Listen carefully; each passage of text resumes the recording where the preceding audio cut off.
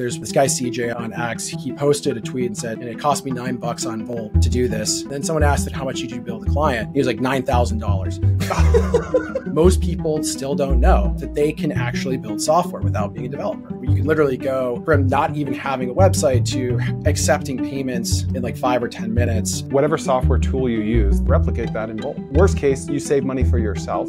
Best case, you resell that to others. People will pay so much money for a dashboard. Go start a dang dashboard agency. What are some prompting best practices? Show us how the average user with no technical knowledge can go from nothing to something on Bolt.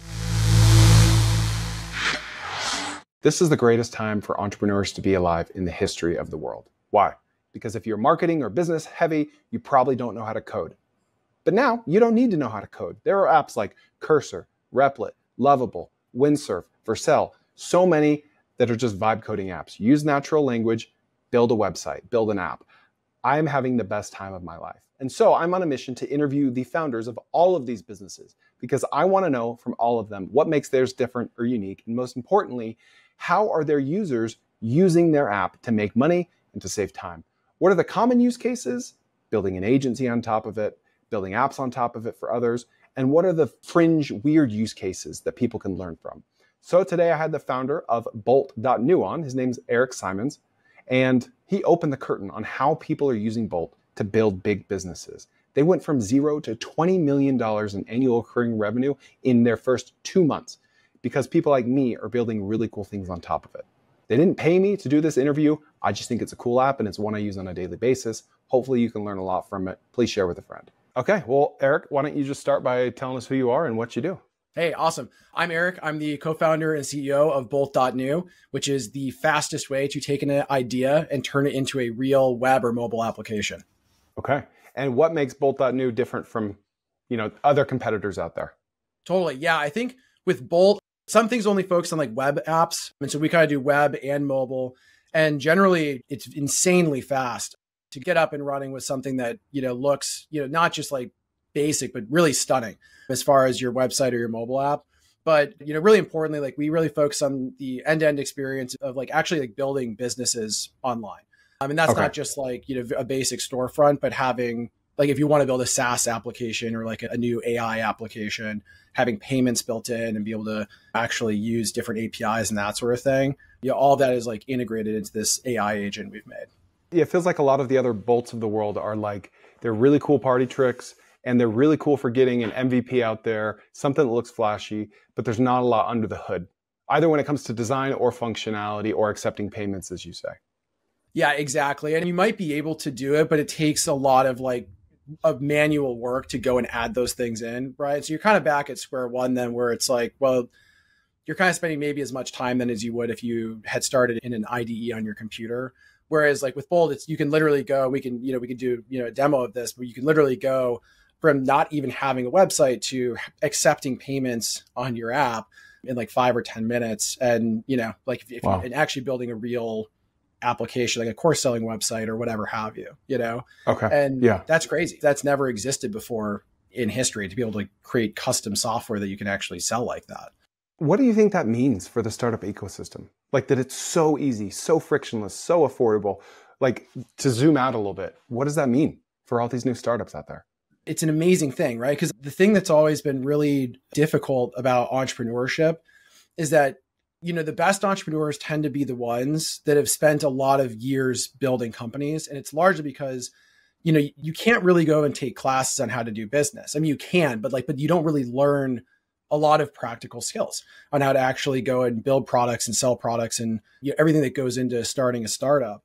And by, being able to go and take ideas and launch them into reality and get immediate feedback, that shortens the cycle, right, of you actually being able to try and build a business and really accelerates the learning process for entrepreneurs.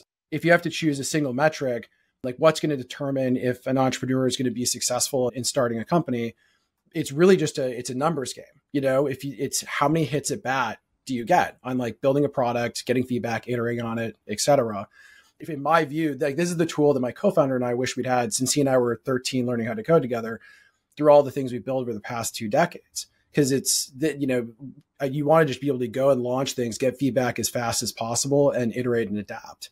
So I think it's just an explosion of new things that would have never existed before. But I think we're going to see crops of entrepreneurs that are able to be successful far faster and often in many cases where they may not have been able to, afford to just keep taking swings on products. On a scale of 1 to 10, how technical would you say you are? I'm reasonably technical. I don't know, like 8 or 9 or something like that. So you have like a software engineering background? I do. Yeah. I never went to college actually, but so my co-founder and he and I grew up down the street from each other in a suburb of Chicago. And when we were 13, we learned how to build web apps together. And we've been building, startups and whatever have you ever since. And he and I have just been best friends for the past 20 years. When we went to graduate from high school, we were looking at going to college and it was going to be like $100,000 in state for 4 years. And we're like, this doesn't make any sense. Like we're already making, we can build stuff. What are we doing? Yeah. We were already making like $50 an hour doing website contracting work or whatever. And, when you're like 18, that's like meaningful. Six figures. And, yeah, exactly. And so here's how this works. I make you free videos. I actually know what I'm talking about. I have no greasy sales pitch at the end. And if you implement what I talk about, you'll make a lot more money and have a better life. And all I ask for in return is that you hit the subscribe button and maybe even the notification bell just like that. Thank you. And it was very unpopular back in like 2010. But I think it's like the world's kind of come around to the idea that, okay, actually maybe forcing everyone to go to college and be in 6 figures of debt isn't the best idea for everyone at least, right? So I applaud you. 2010 is when I was in college and I've always been entrepreneurial. I didn't have to go to college, but I just had this nagging insecurity and maybe a nagging like future dad. I had my first kid in 2010 where it's like, this is like a form of insurance. It's a good thing to do. I got 2 college degrees. I've never used either one of them. I feel like AI is taking away all of my excuses, like my macro excuses. Because when I was in high school to, early 2000s, I used to say, oh, why wasn't I born 5-10 years earlier? I could have been in the .com boom. I would have moved out to San Francisco. And then crypto comes around and it's like, I didn't buy Bitcoin until 2016, which seems early today, but seemed very late then. It's like, oh, why wasn't I in the right message board? I could have bought Bitcoin at 5 cents, And now with AI, it's like, okay, Chris, where's your excuse? You're on the cutting edge of this. You're on Twitter. You see it like when a new model or a new app comes out, you're right there using it. You have no excuse. And the other excuse I used to tell myself is I'm not technical. I can't code. If I could code, I would be, that's my Achilles heel. If I could do that and market, if I could be the marketer and the coder, I could build whatever I want. And now it's like, I can't. For the last 6 months, I've been in these vibe coding apps all day, and it is so much more wonderful than I ever imagined. I'm just loving it. I have an idea and I just build it instead of going to my brother-in-law who's really good at coding. Like, hey, I'm kind of busy. I can just do it myself. It's amazing. Yeah, it's huge. And it's truly it's the tool that my co-founder and I wish we'd had. Cause I learned how to code. It was somewhat intrinsically interesting to learn about programming, but to me, it was always a means to an end. I just wanted to build stuff. I wanted to build products. I wanted to build businesses. And, if you're going to build digital based products, you have to, building software at least was a required part of that or knowing how to, so I look at today and, some people have this opinion of, oh, well, people should still learn how to code. I'm not saying you shouldn't, by the way, but there's kind of this, oh, but we're losing something. We also don't speak Latin anymore, right? Things change. The floor of complexity will kind of go away and meaningfully drop the bar on what it takes to go and build and do things. I think that's a good thing. And anyone that says software engineers are going away, period, it's just not true. Right. What's going to happen is you just have developers, and this is happening already. Developers are just focusing on higher value tasks than just going and changing basic syntax for styles or whatever. And so they're just being way more effective at their job, and they are working on things that are very complicated that AI models are not well suited for. And so it's, maybe a good analogy is modern industrial manufacturing. It's there are still maybe some people that say everything should be handmade. Every car should be handmade. I guess Rolls-Royce still exists. They still do that, but it's this niche market, right? Right. And they're expensive. They break down a lot, right? In fact, it actually turns out having these great, automated manufacturing processes overseen by humans with higher leverage tends to be better for everyone holistically. Yeah. There's still people pulling around tourists in horse-drawn carriages in Central Park. That doesn't mean that the right decision 100 years ago was to triple down on horse-drawn carriages. You buy a dang car. Exactly. Exactly. I think that big question of, do I learn to code or not? It all depends on where you are. If I'm 20 something or, a teenager, and I'm on the fence about like going hard on business or going hard on coding, like I'm going hard on business and I'm learning all of these vibe coding tools, and that's my coding, like my shortcut, right? Whereas if I'm already a coder, like I'm going to learn how to embrace this as much as I can. And like you said, delegate and elevate and just start doing more important. Like you'd be dumb as a coder to abandon coding because, oh, this is going to take my job, so let's start looking for, like, you are in the best position possible right now to further embrace coding, right? Yep, exactly. Exactly. It just gives you so much, like, understanding how software works, how to build software gives you just so much more leverage on how to actually control and use AI tools and agents to go and do your bidding to, change the world or whatever, right? Yeah, it's like the difference between a college, like a business professor that like spent 30 years running and starting businesses, like his effectiveness in the classroom versus a business professor that's always only been a business professor, right? Yep. Which one do you take? Like, I would rather have a coder that knows these AI tools than someone like me, frankly. But I can build these myself, and they don't have to be amazing. They just have to be cool. So exactly. I love talking to founders about like the 80-20 of use cases of your tools. So I'd love to hear like the 80%, like what are people using it for? What's like the bread and butter? And then what are like those one-off use cases that really just make you scratch your head, but are really interesting to the listener? Yeah, that's a great question. I mean, this was like kind of crazy things. We launched Bolt like last October. And before this, we were making a developer IDE. And so only developers were using our product, and the scale of revenue, just like we almost went out of business. So like a month after Bolt launched was when we were going to start spinning down the company, because you've been around for 7 years. We got in the company to 700,000 of ARR. And so Bolt was the last experiment we ran, like this in-browser development environment technology we made. And Bolt, we paired this frontier AI agent with it that we made. And overnight, it just took off. Like in the first 2 months, we went from 0 to 20 million of ARR.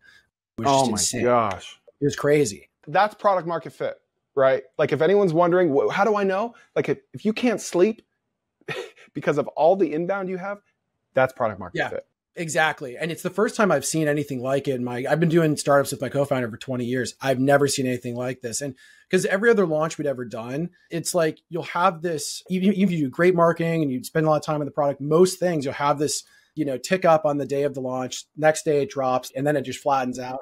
You're back to the grind of, okay, we got to make this thing better. And that's okay. That doesn't mean you should quit. Absolutely not. Right. Like, and that is the normal thing. What happened here is from day one, the revenue just was cranking. And so, our team was super excited on the first day. And I was like, guys, temper your enthusiasm. Like, this is how it works. I've seen this movie for 20 years. It's coming back down.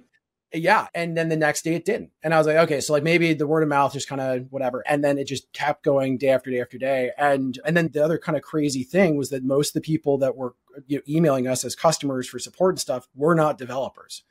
They were designers or PMs or just people who were entrepreneurs and, people that were salespeople making a website for their daughter. It was like, we were like, what is going on? Like, this is not the market that we, kind of thought that was going to pick this tool up. But it's a much bigger market, right?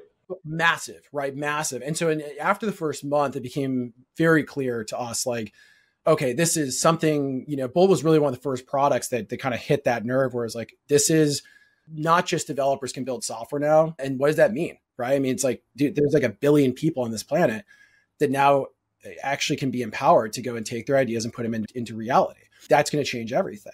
So I'm very enthralled by what you're saying right now. When you made that pivot, so from what I understand, you were like a browser extension for developers. When you made that pivot, was the reason for the pivot because you were just kind of looking around, seeing these other guys thinking, oh my gosh, like we could do that. We're not far from that. They're crushing it.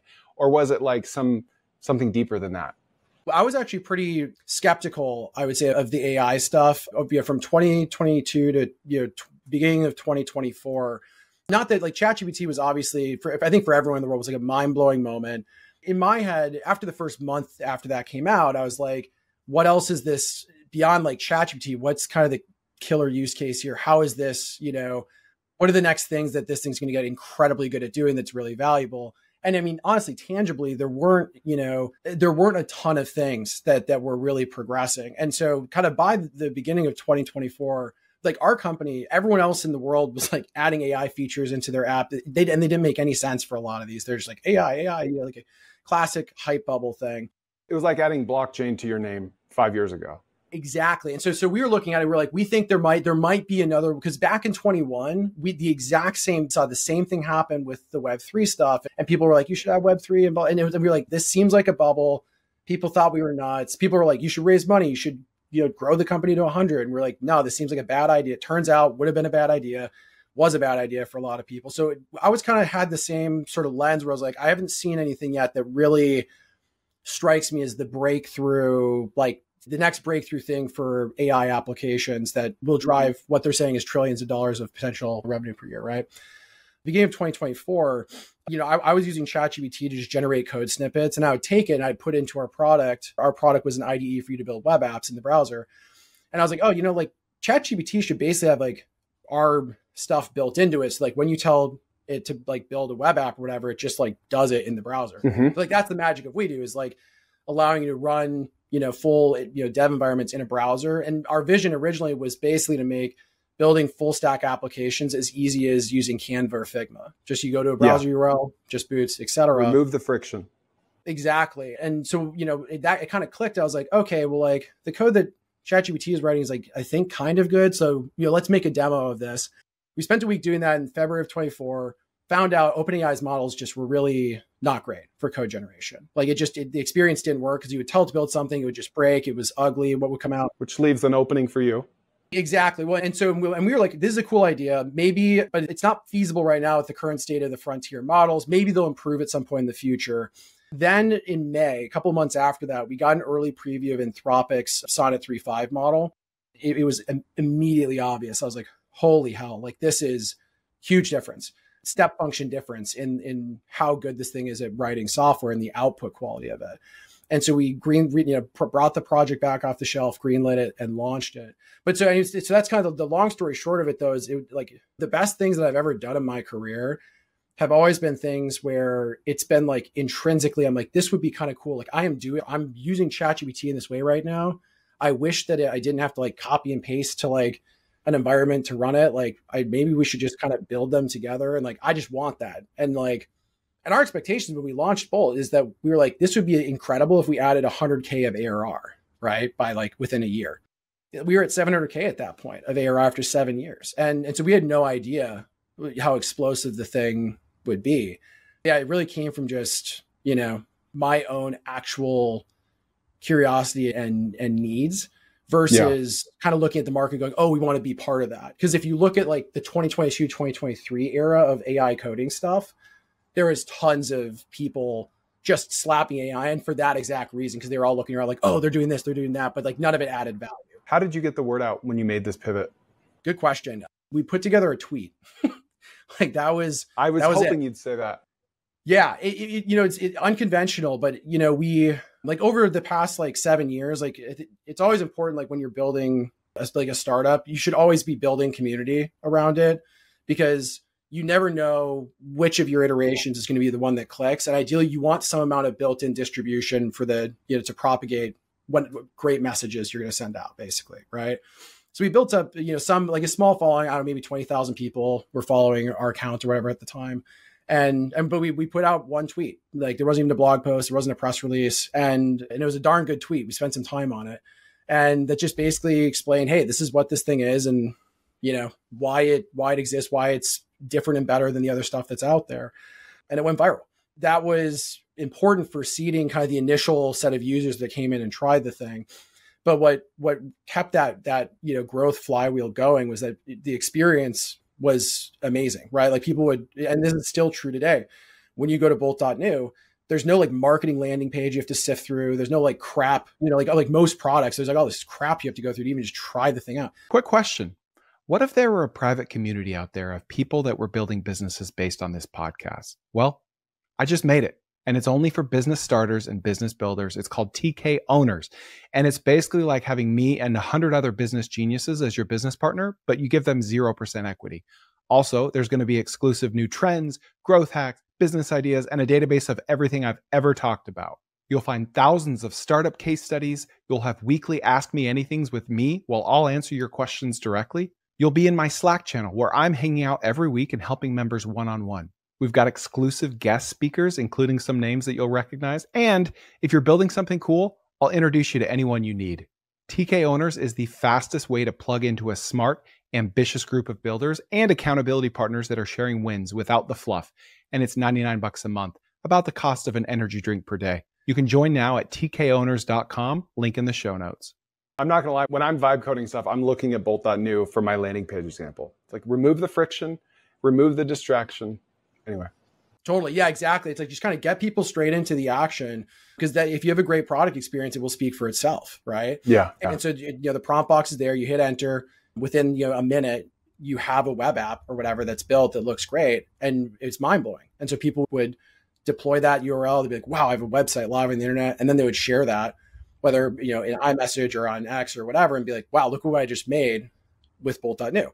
And so that was like, we saw this crazy, organic word of mouth thing happening. And that's like still the primary driver of how people find out about Bolt. But yeah, there's no paid acquisition. Like there's $0, on the marketing for the launch of the thing. I don't want to go too deep into this, but what was the anatomy of that tweet that made it so great in your opinion? Good question. By the way, have you ever heard of the Amazon PRFAQ approach? No. So this is a good one. This is good. Yeah. So Amazon PRFAQs, when Amazon wants to go and release a product, before they start making designs or writing code or anything, they write a press release and an FAQ for the product. What are you saying the day that it is launched? Because you effectively have to answer the questions of, why is this unique? Where are we innovating on this? What problems is this actually solving? Right? You're proactively removing friction to people ever using your thing. Bingo. And you're starting at the end, right? You're starting at like on launch day and then working backwards from there, right? So, and what that provides is then when everyone's built, when you say, okay, well, we're going to do this project, the North Star is so clear on where you actually need to get to, right? And so for us, the approach we've taken is we have like, our approach is a tweet thread FAQ. So what we do is, because it's even more distilled format of like a blog post or a press release, because every tweet has to have a purpose.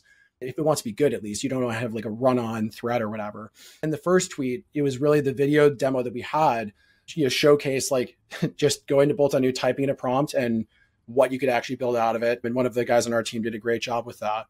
As I recall, the text of that tweet kind of started with the classic, like, wouldn't it be great if, ChatGPT could actually... I think I'm looking at that tweet right now. It took like maybe a dozen or two revisions just for the first tweet to get it to where we were like within 280 characters and et cetera. Was this the one? That is exactly it. All right. Why don't you go ahead and read it for those that are only listening? Okay. So this tweet says, what if AI dev products, Claude, V0, et cetera, let you install packages, run backends, and edit code? Introducing bolt.new by StackBlitz. Prompt, edit, run, and deploy full stack apps, full dev environment, NPM v Next.js with Frontier AI, free! Exclamation point. That's it. That's the tweet.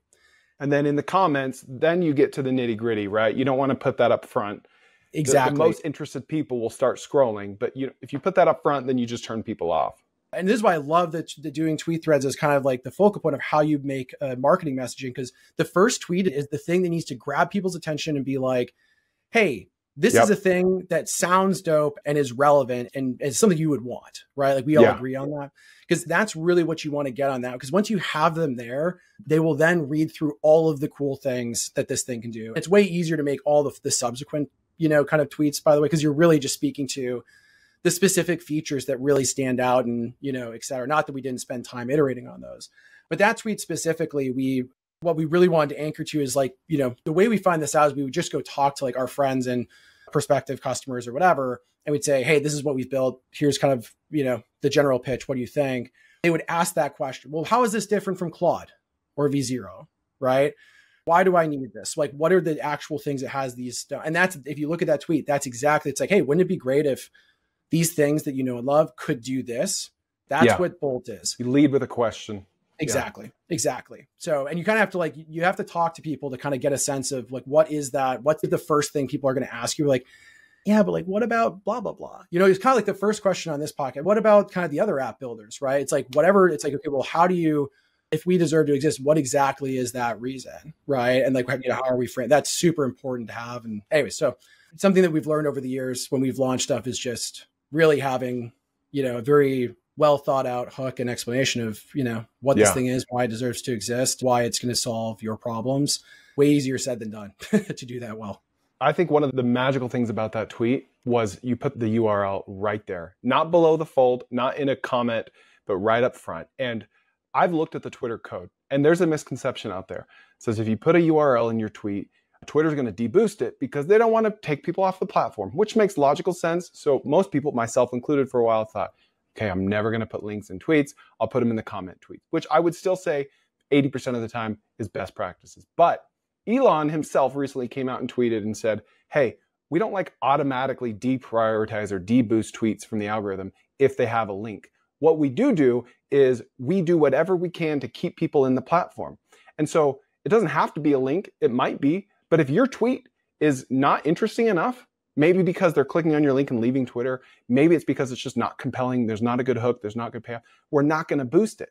But if your tweet is compelling enough and it has a link and people stay on Twitter, like maybe they click the link and they just keep reading all of your comments, they're watching all of your videos. So Twitter's like, wow, I don't give a crap that he put a link in here because they're staying on Twitter even longer than they would have otherwise. Let's boost the heck out of this. Like sometimes you can really find magic because you lose a ton of people if you put the link in even the first comment. Like you lose 80% of people.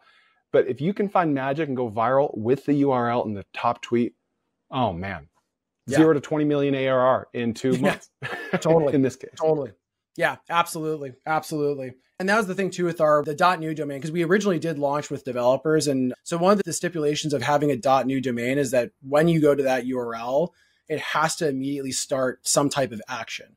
So if you go to like docs.new, that takes you to a new Google document or Google like a oh yeah, Google that's what I used to open all my docs. I never even connected it to bolt.new. Yep. Huh. Yeah, exactly. And and that's why we chose the .new domain, and partially because the .com was taken, but we were like, we really want people, the magic of this experience is zero friction between your idea into reality. And so the .new domain actually requires you to, remove the marketing crap basically, right? I love it. Okay, so my ADHD is on full display. Let's get back to the original question that I brought us away from, 80-20 of how to use Bolt, how people are using it. Most of the people that are coming to Bolt, by and large, are folks that are entrepreneurs, actually, like they're building businesses. And then there's a large portion of folks that are, assisting in building businesses like PMs, designers, engineers, even like sales and marketing teams, et cetera. We have two kind of splits of where our revenue comes from, which is one is prosumer, that's the entrepreneurs starting businesses. And then we have B2B, which is existing businesses like Fortune 500s or scale ups. And that's where we see a lot of designers, PMs, engineers, adopting us to accelerate, their prototyping and workflows and that sort of thing. Right. Mm-hmm. The prosumer side, and just by sheer number of heads on the platform, entrepreneurs is like the number one thing. And they're coming here and starting, businesses of like all types, which is insanely cool to see. Do you have some examples? Like selling info products or agency web, like they're selling websites, or what are they doing? Yeah, totally. So certainly a lot of agencies use Bolt to go and build stuff for their clients, right? That's a pretty large one. And the ROI on that is insane. Like there's this guy, CJ on X, he has the most legendary ROI story we've seen, where he posted a tweet and said, hey, this is the application I made for my client, and it cost me $9 on Bolt to do this. And then people got a good amount of pickup. And then someone asked the question I was going to ask, had they not, which is how much did you build the client? Mm-hmm. He was like $9,000. Oh man, that's like buying Bitcoin in 2010. It's crazy, right? And so if you like search like Bolt arbitrage, there's kind of a growing number of people that like are kind of connecting the dots on this. But so there's a lot of agencies that use this for just accelerating the development workflows. And this is becoming a much more, very common thing at this point that folks are doing. But then you have folks that are starting like SaaS businesses, right? There's a lot of different types of these that we see. So you have people that will make course building websites for themselves, for example. So instead of going to, one of these other platforms, you can actually own all of your revenue and have your own site to do it, et cetera. Instead of giving a 10 or 30 or 50% cut or whatever it is to go and, use some other hosted platform and that sort of thing.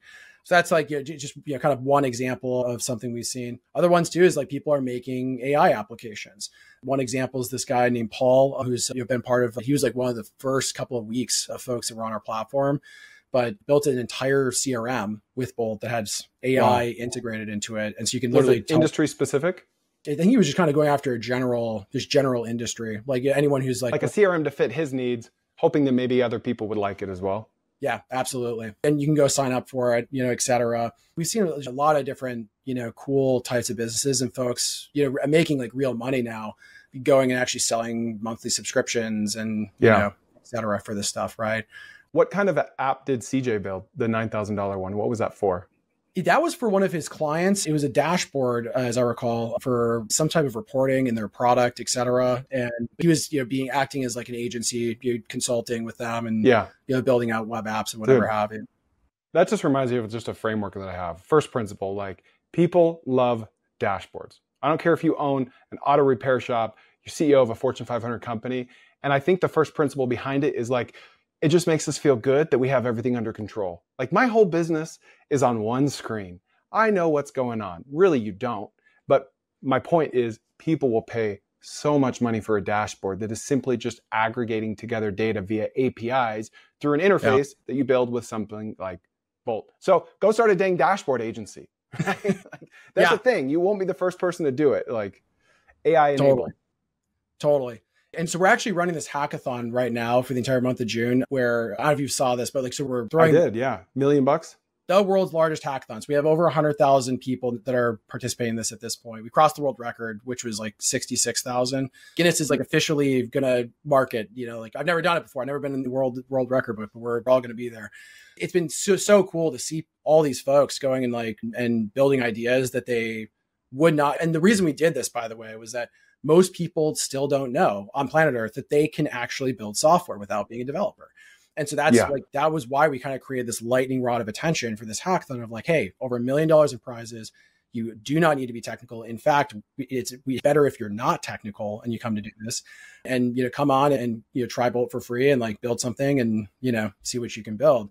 And there's been amazing stuff for like folks. There's an app that someone's building in South Africa for giving access to like emergency services down there, because apparently there's not really great infrastructure for if you needed to go to the hospital, like where do you actually go? Like, which kind of blows my mind because you would expect that this would be kind of a solved problem in 2025.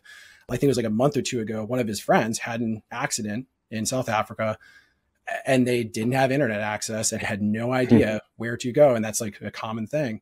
So there's stuff like that where people are building applications that are actually meaningful, kind of even beyond just a business sense, like actually, obviously important for humans. I think it's very key that you said, like, it's actually better if you're not a developer. Like I think of this study where they took a bunch of executives and a bunch of kids and they gave all of them a bunch of marshmallows with toothpicks. And they said, all right, build the biggest tower you can. And they put them in groups of like 3. And all the executives, they got together and they had like 2 hours to do it. They spent the first hour and a half planning, game planning, engineering. Let's get the load bearing right on this. Let's have a big enough foundation. And the kids just started freaking sticking marshmallows with toothpicks. And they started building and falling over, building and falling. And the kids won, right? Because they weren't biased. And they just started trying and failing. And when I think of a developer going into something like Bolt, they probably have all these preconceived biases and confirmation biases. And they go into like, well, I don't want to build this because it's probably going to, and they might be wrong in a lot of cases because they have these assumptions that just aren't true. Whereas someone that's totally ignorant, like myself, can go like, yeah, build me an iPhone app. And then it's like, oh, okay. And you're going to hit problems. You're going to hit friction. It's like, oh, okay, let me take this over to ChatGPT. Let me export my repository to GitHub. Okay, And like, you just start working through these problems, which that's all entrepreneurship is problem solving. And entrepreneurs know how to do that very well. And I could actually see a scenario where the non-technical vibe coders, if you will, are crushing it. Oh, for sure. Right. I mean, like that's 100%. Cause like the big problem with like, the building like apps and software being gated to date on having development experience is that once you're a really proficient developer, you lose touch, naturally with what the experience of using software is as a non-developer.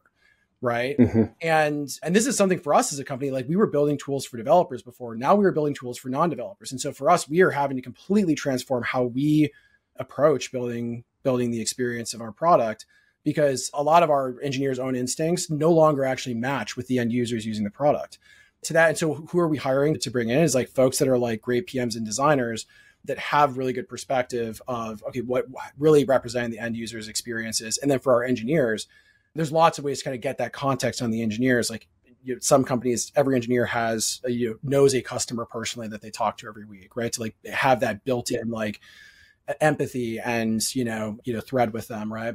But it's a huge advantage for folks that are building apps is if they're not kind of actually bogged down in the bajillion details that go into building a software product. And that's like the stuff that's come out of this hackathon is some of the coolest ideas and that I have seen from a hackathon, largely because it's not just engineers making stuff for engineers. It's stuff that's like, wow, this is like we brought a girl in our live stream that is a new mom and built an AI app for new moms that helps you you can ask it questions about, what do you do? Like how much, generally should you be feeding the baby, or like, how do you get them on the right sleep schedule, blah, blah, blah, which, I had, my first kiddo a year and a half ago. And I was like, yeah, that's a real problem. Like, that's like, a real thing. And, but as an engineer, my first thought wasn't, hey, I should go build an app for this. And, like it just, it didn't click. That's what's really cool about this is that it connects people that are directly exposed and feeling the problem with the tools to actually solve it, Yeah. So video is cool, but you know what's better? Long form audio via podcast and my newsletter, tkopod.com. Go there to subscribe for free to my newsletter. It's 1 email a week, very tactical. And then go to my audio podcast, 3 episodes a week, stuff like this. You're going to love it. All free, no sleazy sales pitch, tkopod.com. What are some weird, unexpected ways that people have used Bolt to make a ton of money? Maybe they built an agency on top of it. Maybe it was a random website, anything. That's a good question. I think the agencies one has been so interesting, but it makes a ton of sense why that's the case. The other really interesting ones that I've seen have really revolved around folks that are going and building, platforms where they are owning the content that they're making and selling it directly. In effect, kind of cutting out the middleman of some of these other tools, right? So whether they're selling courses, whether they're selling, materials or access to community or, et cetera, like that to me is like some of the most interesting stuff, because some of these tools will take a substantial cut out of your earnings, right? And like, before you could have gone and signed up for Stripe and done it yourself, but like, the previous company I ran before this was, we were selling courses online, kind of like Pluralsight. And for my co-founder and I, it was just him and I, was, like basically a lifestyle business. And it took him and I like a month or two to get just the infrastructure set up with payments and login and before we could even start selling courses. And in retrospect, it probably wasn't worth our time, but we just didn't, we're bootstrapping. The 30 or 40% cut is brutal. Like we got to pay rent. That to me is, some of the most interesting things from like a monetization standpoint that I've seen, for Bolt. But that could be a good framework of just like whatever software tool you use that is more expensive than you think it needs to be, or takes a bigger percentage cut than you think it needs, try to replicate that in Bolt. Absolutely. And at worst case, you save money for yourself. Best case, you resell that to others. Absolutely. One of my friends actually, a tangible example of this, and they're not making money on this, but there's like a teleprompter iPad app, right? So they're using it to like, they're recording videos and it's like $30. I don't know of any good teleprompter apps, so I would love to hear about this. Yeah. So this blew my mind because he sent me a message. He was like, yeah, like you've been using this app that's like $30 a month and it sucks on the iPad. And so I went to Bolt and just one shot said, make me a teleprompter app. And it did. And it's better. And it, costs basically, 2 cents or something to me. Yeah. And then they own it forever. Right. So there's a lot of things like that where, tools that you're paying for, you actually may not need to pay for them. And in fact, you can customize them for your own use cases for your business, which is like a very common use case actually across the spectrum of people we see, whether it's entrepreneurs or it's actually Fortune 500s or whatever. Like they're also using Bolt to just build internal tools for themselves that are kind of bespoke, Do you have any examples of big businesses that have already been built with Bolt, like from an ARR perspective or number of customers perspective? Yeah, good question. I think I'd have to pull. I know that there's startups that have launched using us for parts or, or full parts of their web apps, whatever have you. I think there's a YC startup called Denormalize that used us to build their application, and they're doing stuff around AI, data pipelines, et cetera. And they raised a couple $1 million at this point. Cool. There's a lot of these though, right? So the one thing is because folks own their entire Stripe accounts, we don't have observability per se into how big some of these folks are getting, but we hear this a lot though, where they're like, hey, we use this to build out this entire thing. And we certainly see the companies that are growing by headcount and adding seats on us, we see that as well. But yeah, I mean, there's a lot of cases where certainly startups are going to raising money and are making substantial amounts of ARR, but also existing scale-ups and Fortune 500s that are like, launching new products out of this thing that are, doing responsible for tens of millions of dollars in revenue per year sort of thing. Yeah, I could see someone saying like, well, yeah, I want to get into Y Combinator, but I can't just build something with Bolt to get in. And it's like, you can. Like, You can. You can. Yeah, you absolutely can. I'd love for you to show us how the average user with no technical knowledge can go from nothing to something on Bolt. Cool. Yeah, absolutely. Let me go share my screen here. Okay. And for those listening on audio, I'll be describing what's going on here. All right. So we get the Bolt homepage here, simplest thing in the world. What do you want to build? And there's just a text box. We can tell what we want to build. Maybe let's just have create a course selling website, perhaps, something like that. So I'm Eric Simons. I want to build a course selling website for my new course on how to use bolt.new to make production web applications. Anything else you want to add here? No, I'd love to ask you questions as we wait for this to prompt. What are some prompting best practices? Like the first prompt, start with like something, relatively simple. Like you just start with like the homepage and start with maybe some of the, just static parts of the application and like figure out like how the colors, the UI UX you want. That's what this thing's going to go do right now. You want to because if you look at from a typical product development process, that's usually where you want to start is just with, okay, let's make sure the general flows, the layout, the look and feel, et cetera. Let's make sure all of that stuff works properly. And then we start layering on functionality. Yeah. And so in the next steps here, depending on what comes back, we'll either make some changes to the colors or whatever have you, or to the layout. We're like, okay, cool, this looks great. And let's start adding in some functionality. And at that point, you kind of want to break these things out, into specific tasks, like, prompt by prompt, just so that it's easy for you to, if you have to roll back, you're like, okay, that didn't really work. Yep. There's like only one thing that I was working on there. I can easily roll that back. But generally, you don't want to completely jam a ton of stuff, into the chat, just because you might end up with results that are hard to roll back and kind of have fine-grained control. Okay. Right. So me, I'm super impatient. And when I'm building something, I'm like, do this. And then it starts, I'm like, also do this, and then do this, and then do this, and then do this. Would you not recommend that? It depends. So especially if you're doing if you're changing kind of parts of the UI and that sort of thing, totally fine. Yes. When you're kind of getting into more complex functionality, it's good to kind of break it down and take it more step by step. I'll show you one feature we have actually that allows you to kind of consolidate changes like that are maybe large and et cetera. It's called discussion mode. And so this down here in our chat box is this little discussion icon. Oh, if you click on that, then you can actually just have a conversation where the agent isn't actually building anything. It's just helping effectively answer questions and build a plan on what to go and build with you, right? Okay. So this is the app we got back. So it's called Bolt Master. Looks good. Gave us some branding. Yeah, pretty good for wow, that looks really good. Yeah. Jeez. I'm not like a design master, but I think that this looks legitimately good. Let's say, for instance, it's not good enough for me. I want to see something much more sleek. Maybe I have some examples I can go screenshot it. What prompting tips do you have for asking it to change the user interface to look a certain way? For sure. Yeah. I mean, if there's certain colors or, hey, I want more animations, you can just tell it to do that. You can just say, hey, I want it to be a purple theme, or I want it to and if you have specific examples, you can actually just take screenshots, drop them into the chat, and it'll use that as reference then and go, okay, I will make something that looks more like this. Right. How well does it work with screenshots? Let's say I went and took Airbnb's homepage, which is known for design. I just screenshotted it and said, I know this isn't vacation rentals, but make it look like this. Sure. How well would it do with that? Let's give it a shot. I'll go ahead and drag in the screenshot of Airbnb. Make the theme look more like Airbnb.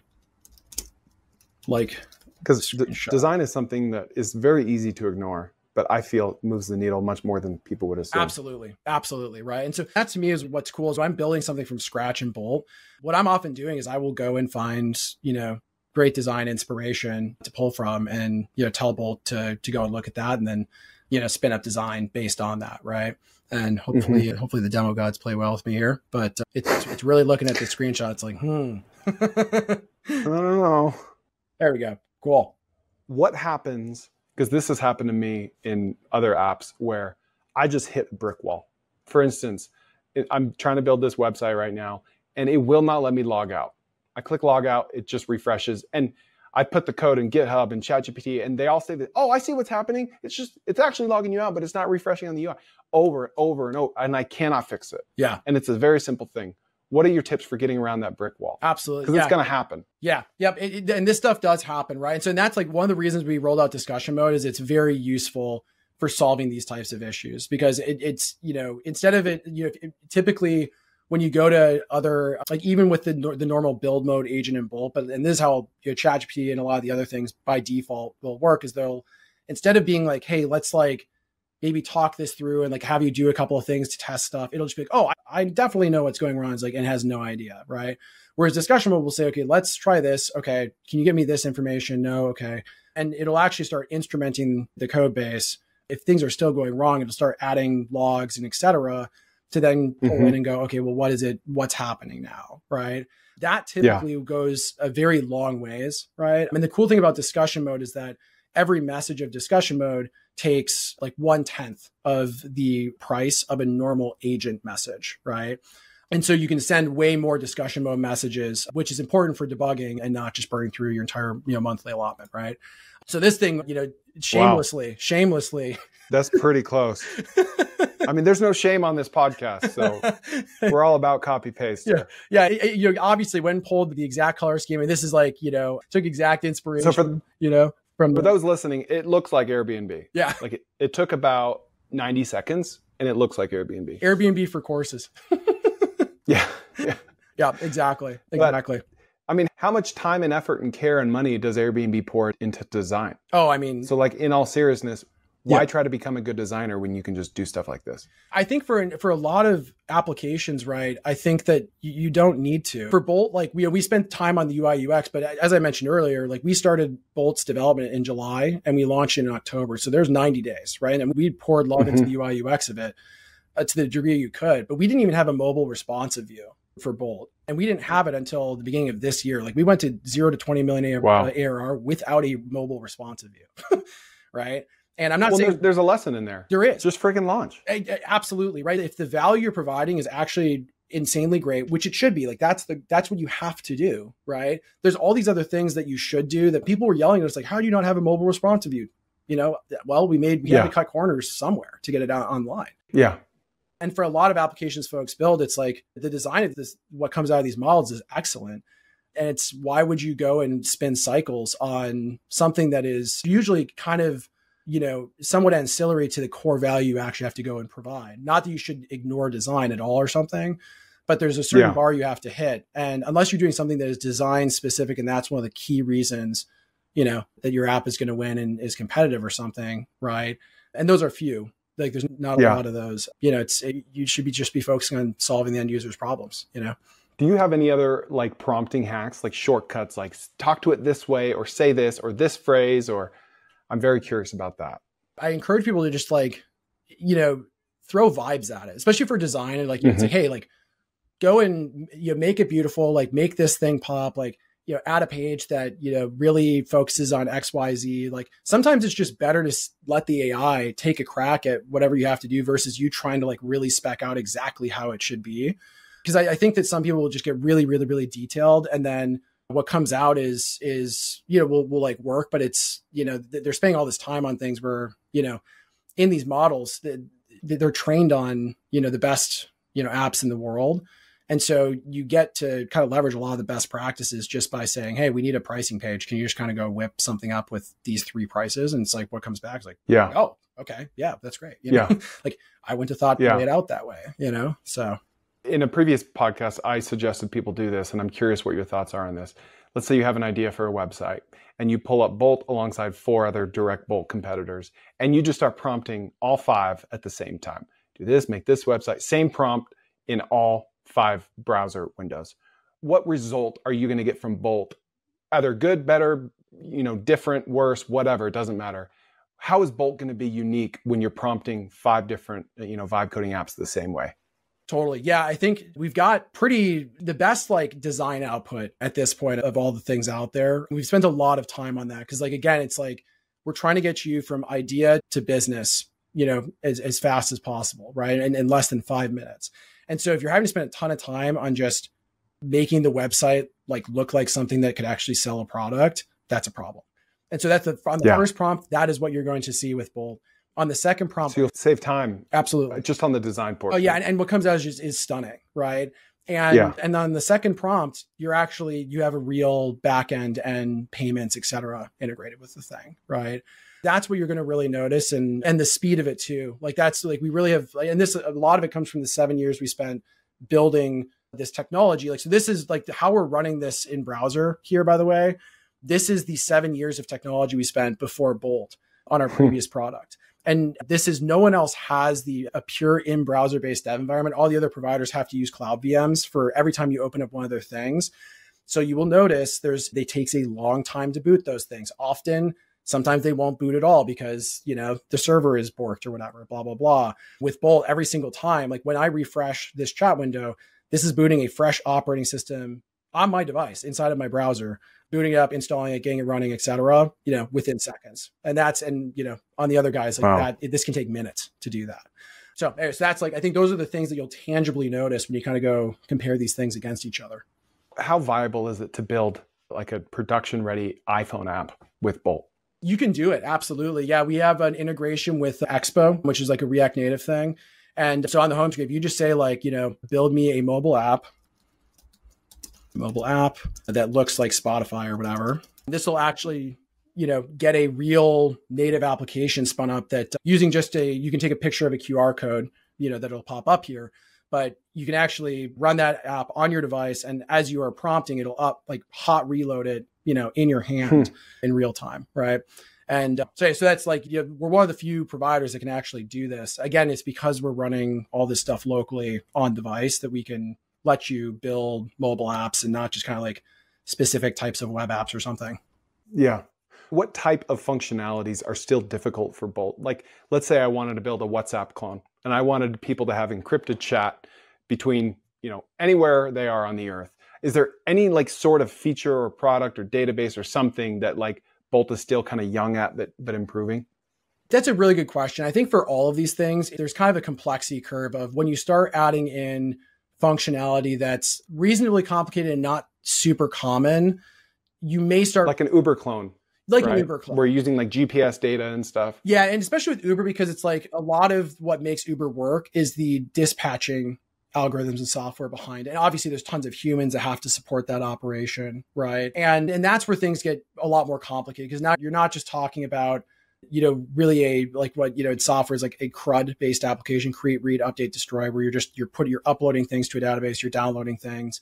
Now you're dealing with real-time systems where you have to have, servers that are doing sophisticated algorithms that you have to invent to, be matchmaking drivers to passengers, et cetera, et cetera. It's like things of that nature would be very difficult to do with Bolt or any tool for that matter without having knowledge of it. But it also depends on the use case too. If you're building an app where you only ever have 20 drivers to be assigned to different like orders, okay. I mean, that actually would work. Like you don't need some crazy sophisticated, mapping algorithm or something for that, right? Yeah. And you can just be doing a more direct matchmaking thing. And again, this is like where you're spending as people build their projects up, they're spending a lot more time in discussion mode in Bolt because they're going, okay, I need to go add this functionality, blah, blah, blah. And then discussion mode will come back and go, okay, we're going to have to go do this, that. Here's kind of the trade-offs. Like, what are you actually trying to do here? And, really honing in on the plan, which is exactly, when engineers write software that, they don't just kind of go, oh, we're building Uber, great. And then just start coding. It's like, you have to do a lot of planning to kind of really think through, okay, how is this going to work? What's the actual, intended, experience we're delivering here, et cetera. Right. And so the same thing is true with this. And coming back to earlier in the conversation where it's like knowledge of building software being important. This is why, right? So if you want to build more complicated things, it's not even like even knowing how to code. It's also just understanding at a high level, okay, what are like the tools and services that you can use to solve different types of problems? How do you glue these things together? Those sorts of things, right? And what we see a lot is people will come here, they'll build their first website, which is something that's maybe a personal website or it's like a course selling website, something like that. And then they're like, oh, I want to go build something more complicated. And then they have to go learn some stuff along the way, which again, discussion mode in our Discord community is helpful with, et cetera. Folks, like there's something really powerful about being intrinsically motivated to go and learn about this stuff because you're like, oh, I know I can build this. Yeah. And therefore I'm going to go dig in and understand how I would do it. Versus if you don't even know how to code, like it's really hard to kind of get past that point. Right. That's right. So here's a mobile app. So this is like previewing it. You saw this QR code. So if you scan this on your device, you can actually like run it. Oh, wow. But yeah, so this is Spotify, our Spotify clone, and wow, et cetera. But so that's cool. zero shot, Yeah. I've never even attempted a mobile app with any of these vibe coding apps, but I want to. Yeah, it's cool. It's fun. I mean, it's so different to be holding this thing in your hand and then seeing it update live as a native app. It's something else. This was amazing. I know people are going to love it. Where can they find you? We know where to find bolt.new. Yep. What about Eric? Yeah, you can find me on X. I'm Eric Simons over on X. And then our X account for Bolt is bolt.new, like spelled out D-O-T, BOLDOTNEW. Yeah, that's where you can find us. Okay. Thanks for watching. I hope you enjoyed it. Share with a friend. And if you want to use Bolt, I'd love it if you use my affiliate link in the show notes.